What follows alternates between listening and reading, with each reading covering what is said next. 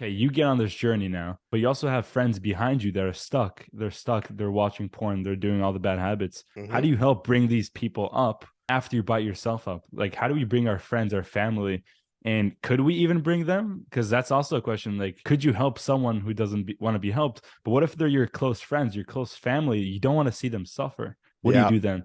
Yeah. Wow. Great question, man. It's a tough one because yeah, I'm in that, man. I think everybody is, guys.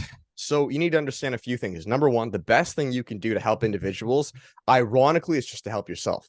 And what I mean by that is you have to become lethal. You have to be the best you. Like if I'm recommending Christ to individuals, do you want to know how they come to that? I transform my life tremendously to a certain point where they're like, I can't ignore it. Man, this guy's mental peace, his wisdom is this, ABCD. Again, not that it's about vanity. In fact, build the kingdom within.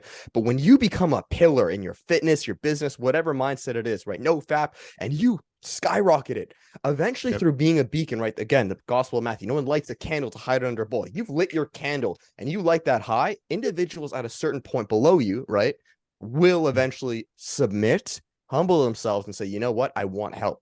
So that's number one, guys. You don't cast your pearls upon the swine, which means as you're building your life, absolutely, if they're open, you bring them up, you help them. But if they're closed and they don't want the help, that's fine. It's not our time, or it's not God's time really to have them to wake up. So yeah, even if it's your close friends, like I have my brother and my mom, and they mean well and stuff like that, but like again, all part of God's plan.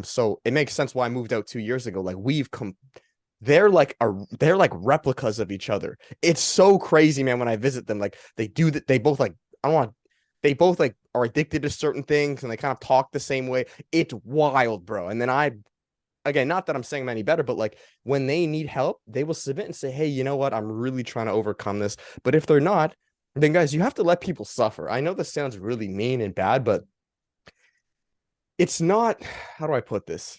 You be the best you, bro. You spread the gospel, you just do God's work the best you can. And when they're like, you're not in control of who comes to that or not. That's not up to you, and you don't need to worry about that. Because if you fixate on like every single person who gets evangelized or does not, you're wasting energy. You can't think about that. So you're commanded to be the best you, to share the gospel, to get on NoFap, whatever it may be, and individuals will come to that. But it's not up to you who does, even if it's your own family. I know that's a very hard pill to swallow, but pray for them. The best thing you can do is to pray for them for an open heart, really. Pray and lead by example. Mm-hmm. Mm-hmm.